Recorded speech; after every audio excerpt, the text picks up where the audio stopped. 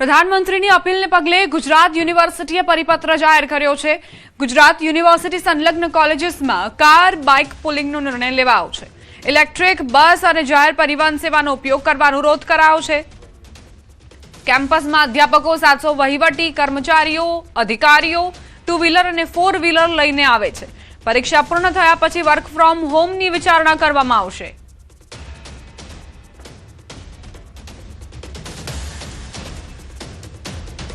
અમે ગુજરાત યુનિવર્સિટીમાં એક નિર્ણય લીધું છે। અમારો વધુમાં વધુ કામ જ્યાં સુધી શક્ય હશે અમે ઓનલાઈન કરીશું। ઓછામાં ઓછા વાહનોનો પ્રયોગ થાય એવા પ્રયત્નો પણ કરીશું અને કદાચ આવાગમનની જરૂર પડે તો બનતા સુધી કારપૂલ અને શેરિંગ વાહનો દ્વારા જ અમે ફ્યુએલ વાપરીશું। પ્રધાનમંત્રી મોદીની અપીલ બાદ વીર નર્મદ દક્ષિણ ગુજરાત યુનિવર્સિટીએ બહાર પાડ્યો પરિપત્ર। યુનિવર્સિટીના સ્ટાફ અને વિદ્યાર્થીઓને પબ્લિક ટ્રાન્સપોર્ટનો ઉપયોગ કરવા અનુરોધ। ખાનગી વાહનોનો ઉપયોગ ઘટાડીને ઇંધણ બચત પર ભાર મુકાયો। કાર પુલિંગ અને ઇલેક્ટ્રિક વાહનોના ઉપયોગને પ્રોત્સાહન આપવામાં આવ્યું।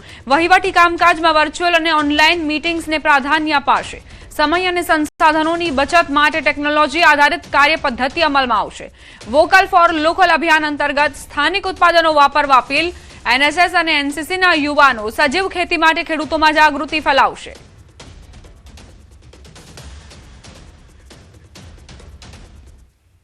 જૂનાગઢના ધારાસભ્ય સંજય કોરડિયાની જાહેરાત। પ્રધાનમંત્રીની અપીલને ધારાસભ્યનો સહયોગ। જૂનાગઢ બહાર જવા ટ્રેન બસનો ઉપયોગ કરશે। પોતાના ખાનગી વાહન લઈને જૂનાગઢ બહાર નહીં કરે પ્રવાસ। મત વિસ્તારમાં ઇલેક્ટ્રિક વાહનનો ઉપયોગ કરશે। પોતાના મત વિસ્તાર સિવાય ગાડીનો ઉપયોગ નહીં કરે।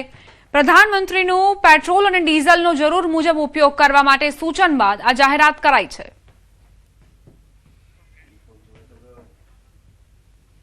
એમની અંદર એક ધારાસભ્ય તરીકે હું એક આજથી નિયમ કરું છું કે બને ત્યાં સુધી સરકારી પરિવહનનો ઉપયોગ હોય, ટ્રેન હોય, બસ હોય, પ્લેન હોય, પ્રાઇવેટ અલગ એક વ્યક્તિ તરીકે જવાને બદલે સરકારી પરિવહનનો ઉપયોગ કરીશ અને બને ત્યાં સુધી ઈવી કાર, ઇલેક્ટ્રિક કારનો પણ ઉપયોગ કરીશ જેથી પેટ્રોલ ડીઝલની બચત થાય। રોકાઈશું એક બ્રેક માટે। આપ જોતા રહો news 18 Gujarati.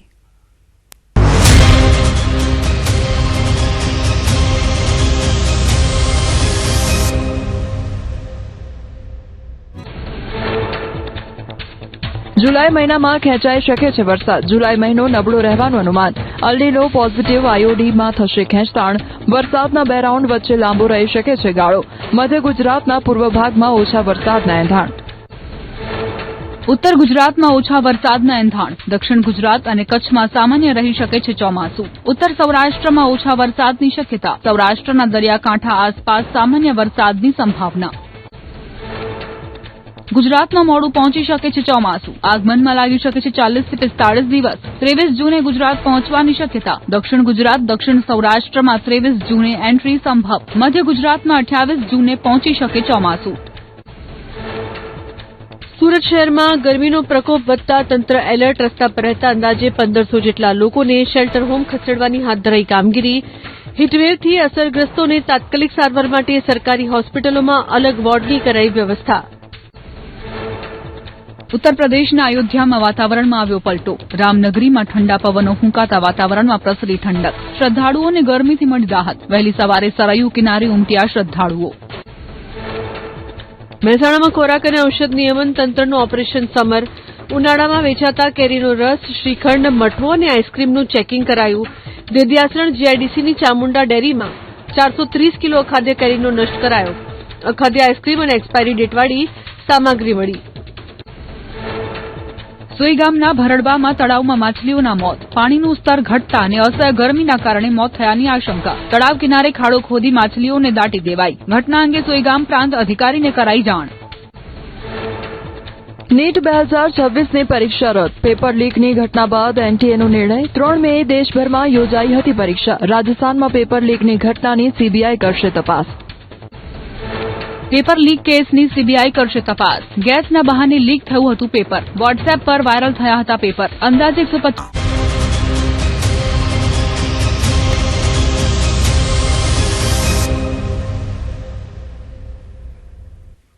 Welcome back. Rajkot civil હોસ્પિટલમાં ઉંદરોનો ત્રાસ યથાવત છે. સિવિલના ઓપીડી વિભાગમાં ઉંદરોનો ત્રાસ જોવા મળ્યો. સારવાર કરાવવા આવનાર દર્દીઓ ઉંદરોથી પરેશાન. ઉંદરોના વિડીયો વાયરલ થતા સિવિલ હોસ્પિટલ તંત્ર સફાળું જાગ્યું. ડોક્ટર કમલસિંહ ડોડિયાએ નિવેદન આપ્યું. ઉંદરોને પકડવા માટે આગામી દિવસમાં કોન્ટ્રાક્ટ આપવામાં આવશે તેવી વાત કરી. ગત વર્ષે ઉંદરોને પકડવા માટે 40થી વધુ પાંજરા મૂકવામાં આવ્યા હતા. 2025ના ફેબ્રુઆરી મહિનામાં પણ ઉંદરોને પકડવા માટે કોન્ટ્રાક્ટ આપવામાં આવ્યો હતો. સિવિલ હોસ્પિટલના માથાનો દુખાવો આ ઉંદરો બન્યા છે. હવે તેમને દૂર કરવા માટે હોસ્પિટલમાંથી હટાવવા માટે કોન્ટ્રાક્ટ પર કામગીરી કરનાર માણસોને રાખવામાં આવશે, જેઓ આ ઉંદરો ભગાવશે. આ ઓપીડી વિભાગની અંદર અથવા તો હોસ્પિટલના કચરાપેટી પાસે જે ઉંદરડા જોવા મળ્યા છે અને એ બાબતને અમે ખૂબ ગંભીરતાથી લીધી છે અને એ સાથે પણ જે આનો ઉંદર અને બીજા જંતુઓ જે ના આવે એના માટેનો કોન્ટ્રાક્ટ છે એ લગભગ આગામી દિવસોની અંદર જ એ ફરી શરૂ થઈ જવાના છે. સંવાદદાતા અંકિત જોડાઈ ગયા છે વધુ જાણકારી સાથે. અંકિત, શું સમસ્યા દર્દીઓને? જી ચોક્કસથી દીપા, વાત કરવામાં આવે તો રાજકોટ સિવિલ હોસ્પિટલનું જે તંત્ર છે તે વધુ એક વખત ઘોર નિંદ્રામાં સૂતું હોવાનું છે તે સામે આવ્યું છે. તે પ્રમાણે સોશિયલ મીડિયામાં જે વિડીયો વાયરલ થયા છે ને, આ વિડીયો કે જે સિવિલ હોસ્પિટલની ઓપીડી વિભાગના ચોથા માળે બોર્ડની અંદર ઉંદરડાઓ આટાફેરા કરતા હોય તે પ્રકારનો વિડીયો છે તે વાયરલ થયો હતો. આ વાયરલ વિડીયોને લઈને સિવિલ હોસ્પિટલ તંત્ર છે તે મીડિયાએ આંખ ખોલતા તે સફાળું જાગી ઉઠ્યું છે. તે તાત્કાલિક અસરથી તપાસના આદેશ પણ આપી દેવામાં આવ્યા છે. સાથોસાથ સિવિલ હોસ્પિટલના ડોક્ટર કમલસિંહ ડોડિયા દ્વારા મીડિયા સાથેની વાતચીતમાં જણાવ્યું હતું કે તાત્કાલિક અસરથી ઉંદરડા પકડવા બાબતેનો કોન્ટ્રાક્ટ છે તે આપવામાં આવશે અને આગામી સમયમાં પિંજરા મૂકવા સહિતની કામગીરી છે તે હાથ ધરવામાં આવશે. ઉલ્લેખનીય છે દીપા કે વર્ષ 2025ના ફેબ્રુઆરી મહિનામાં પણ આ જ પ્રકારે ઉંદરડાઓનો ત્રાસ છે તે સિવિલ હોસ્પિટલની અંદર સામે આવ્યો હતો અને જેના કારણે 40થી વધુ પાંજરા મૂકવાની પણ ફરજ પડી હતી. દીપા, આભાર અંકિત જાણકારી આપવા માટે. ભાવનગરના ઘોઘાના ગુંદી ગામમાં પોલીસ પર હુમલાની ઘટનાના પગલે પોલીસે મેગા સર્ચ ઓપરેશન હાથ ધર્યું હતું. ગુંદી ગામના કેરિયાવાસ વિસ્તારમાં ડ્રોનની મદદથી કોર્ડન એન્ડ સર્ચ ઓપરેશન ચલાવવામાં આવ્યું. એસઓજી, એલસીબી અને સ્થાનિક પોલીસની ટીમો સાથે વહીવટી, મહેસૂલ અને વીજ વિભાગ, તબીબી ટીમ પણ ઓપરેશનમાં જોડાઈ. પોલીસે મહિલાઓ સહિત 20થી વધુ લોકોને ડિટેન કર્યા. ઓપરેશન દરમિયાન ધારિયા, ધોકા સહિતના હથિયારો પણ જપ્ત કરાયા. ઉપરાંત કાગળ વગરના વાહનો પણ ડિટેન કરાયા. સરકારી જમીન પરના દબાણકારોને નોટિસ ફટકારવામાં આવી અને ગેરકાયદે વીજ જોડાણો કાપી નાખવામાં આવ્યા. ઉલ્લેખનીય છે કે 11 મેના રોજ વાહન ચેકિંગ દરમિયાન પોલીસ પર હુમલો થતા ઘોઘા પોલીસ મથકે ગુનો નોંધાયો હતો, જેને પગલે પોલીસે સમગ્ર વિસ્તારમાં ટેકનોલોજી આધારિત સઘન સર્ચ ઓપરેશન હાથ ધર્યું. આ અંગે એસપીએ જણાવ્યું કે ગત વર્ષે પણ અહીં વારંવાર ગુના બન્યા હતા અને છેલ્લા એક અઠવાડિયામાં પણ 2 થી 3 વાર પોલીસને કાયદાની સ્થિતિ ખરાબ થવાની માહિતી મળી હતી, જે બાદ ગેરકાયદે પ્રવૃત્તિઓ સામે લાલાંક કરાઈ છે.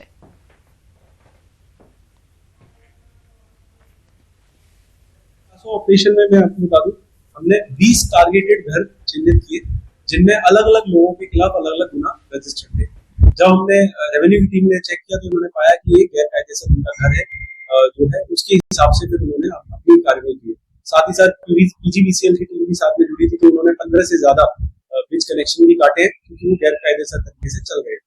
उसके अलावा हमने अभी लगभग 20 जितने लोगों को डिटेन किया है और उनसे पूछपरछ अभी हमारी चालू है, जिसमें खास तौर से महिलाएं भी इसमें शामिल हैं क्योंकि देखा गया है कि ये जो समाज है वो महिलाओं को ह्यूमन शील्ड की तरह यूज करता है. इसलिए मैंने ये इंश्योर किया था कि हमारी जो टीम है उसमें 50% जो है वो हमारी महिला पुलिस रहेगी.